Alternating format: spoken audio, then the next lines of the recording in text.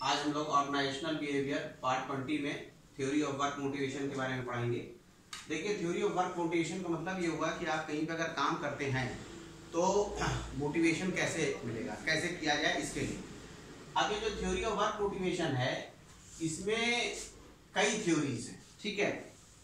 उसमें जो है सबसे पहली जो थ्योरी है मैस्लो की need hierarchy theory, one of the best theories है ये, ठीक है। और ज्यादातर थ्योरी इसी के ऊपर जैसे लगता है कि बेस्ड है, ठीक। तो मैस्लो जो थे उन्होंने ये बोला, उन्होंने नीड को आइडेंटिफाई किया जो ह्यूमन नीड्स हैं और जो वर्कर्स के लिए भी हैं, कि पहला दो तरह की नीड है, एक बेसिक नीड्स और दूसरी एक्वायर्ड नीड्स।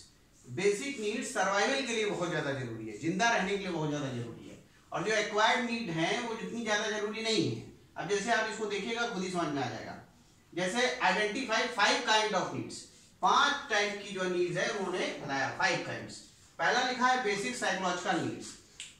जो बेसिक साइकोलॉजिकल नीड है, जैसे फूड है, वाटर है, एयर है, शेल्टर है, क्लोथिंग है, ये तो चाहिए ही चाहिए, इसके बिना तो काम ही नहीं बनेगा। और सबसे पहला जो काम आदमी करता है, जो सबसे पहला उसको मोटिवेशन होता है कि पहले भाई हम इसको देखें, ठीक है, पहला काम। दूसरा होता है सेफ्टी एंड सिक्योरिटी। फिर जो है जब यहां से संतुष्ट हुआ तो फिर आता है कि हम अपनी सुरक्षा को देखें, कि हम सुरक्षित रहे, हमारा परिवार सुरक्षित रहे, इसके लिए वो इंश्योरेंस ये सब लेना शुरू करता है। और हमारी स्टेबिलिटी रहे, अगर प्राइवेट में है तो सरकारी के लिए प्रयास करता रहता है, प्राइवेट में रहते रहते कि भाई हमारी स्थायित्व तो वहां बना रहेगा। तो ऐसी चीजें, ठीक है।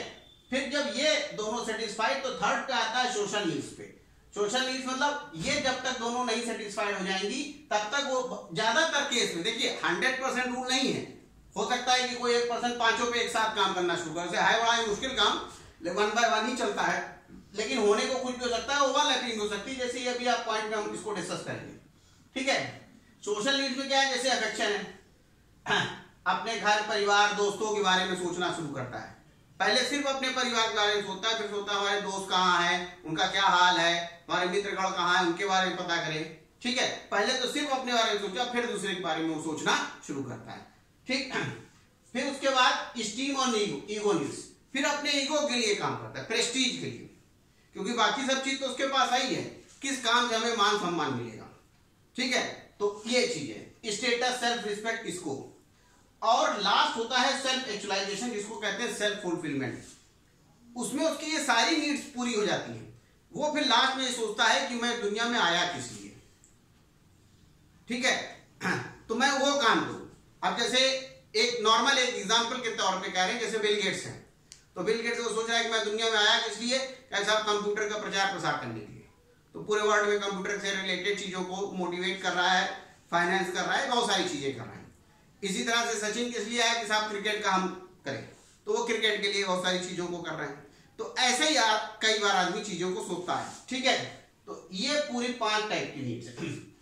अब मैस्लो ने जो बताया था उसमें कुछ पॉइंट ये बताया कि all need are arranged in hierarchy. Hierarchy मतलब पहले ये, फिर ये, फिर ये, फिर ये, फिर ये, ठीक है। फिर satisfied need is no longer any, मतलब अगर इससे आदमी सेटिस्फाइड हो जाएगा तो फिर इस पे आएगा, फिर इससे आएगा, इससे आएगा ये। एक चीज से आदमी सेटिस्फाइड होगा तो फिर मोटिवेट करने के लिए कि आप सोचिए ये किसके लिए है भाई, जो खाने पीने से निश्चिंत है तो उसको आप कहिए कि तो हम तुमको खाना पीना देंगे, तुम आके हमारे यहाँ काम करो मेहनत से, तो वो नहीं, क्योंकि खाने पीने से वो निश्चिंत है ना, ठीक है। तो उसको आपको आगे कुछ और सोचना पड़ेगा, वही जब तुमको घर देंगे, तुमको परमानेंट जॉब देंगे, तो फिर वो उससे मोटिवेट होगा, ठीक है। फिर the psychological and security needs are finite. अब ये तो एक निश्चित क्रम है, मतलब जो वही बताया ना, बहुत ज्यादा इसकी जरूरत नहीं है, ये सारी चीजें जो हैं ये इनफाइनाइट है, ठीक है। तो ये भी चीज ध्यान रखिएगा। वेरियस लेवल आर इंटरडिपेंडेंट, कभी कदार ये दोनों 2-3 चीजें एक साथ इंटरडिपेंडेंट, एक दूसरे के ऊपर डिपेंडेंट है और ओवरलैप करने लगती है, कि साथ में 2-2 चीजें चलने लगती है। जैसे ये है, ये और ये तीनों एक साथ कभी कभी काम करने लगती है, कभी कभी किसी पर्सन के लिए ये और लास्ट वाली नीड, ये तीनों काम करने लगती है, किसी के लिए पांचों एक साथ काम करना शुरू कर देती है। तो डिपेंड करता है पर्सन टू पर्सन, ठीक है। अब मैस्लो की जो नीड हायरार्की थ्योरी थी उसका इवैल्यूएशन जब किया गया तो ये चीजों को देखा गया।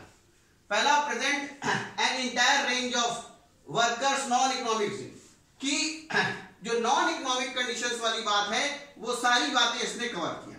पैसा तो मोटिवेशन का बहुत बड़ा सोर्स ही है, उसके अलावा ये सारी भी चीजें मोटिवेशन के लिए है। फिर एक्सप्लेनिंग या चेंजिंग मोटिवेशन फॉर वर्कर, पहले जब ज्वाइन किया तो ये, फिर ये, फिर ये, फिर ये, फिर ये, कैसे चेंज होता जाएगा वर्कर का बिहेवियर और कैसे आप उसको मोटिवेट करेंगे इसके लिए। फिर है हेल्प मैनेजर इन मोटिवेटिंग एम्प्लॉय, अगर वर्कर को आपने ये दे दिया तो फिर इससे वो संतुष्ट नहीं होगा, फिर आपको उसको ये देना पड़ेगा, ठीक है। जब इससे संतुष्ट हो जाएगा तो फिर आप उसको ये देना पड़ेगा, ठीक है। ये account for both interpersonal and intrapersonal, अंदर बाहर सारे के जितने भी टाइप से आप वर्कर्स को मोटिवेट कर सकते हैं वो सब इसमें दिया हुआ है, ठीक है। डायनेमिक है, टाइम और सिचुएशन के हिसाब से चेंज होती रहती है, जैसे जैसे पर्सन सीनियर होता चला जाता है वो प्रेस्टीज, स्टेटस और सेल्फ रिस्पेक्ट के लिए, क्योंकि बाकी सब तो उसको सेटिस्फाइड हो गई है, फिर वो इसके लिए काम करना शुरू कर देता है, ठीक है। और total departure from earlier approaches, जो अर्लियर था ह्यूमनिस्टिक ऑप्टिमिस्टिक अप्रोच, उससे एकदम अलग थ्योरी थी, और मैस्लो की need hierarchy theory landmark theory है आज के डेट में भी, ठीक है। तो आज हमने मैस्लो की थ्योरी फॉर वर्क मोटिवेशन में मैस्लो की नीड हायरार्की थ्योरी के बारे में बातचीत किया। अब इसके बाद थ्योरी ऑफ वर्क मोटिवेशन की अगली थ्योरी के बारे में हम लोग बात करेंगे। ये याद रखिएगा, ये अभी फर्स्ट थ्योरी थी वर्क मोटिवेशन में, और इम्पोर्टेंट है, ज्यादातर जगहों पे ये इसको पूछा जाता है। Okay, thank you.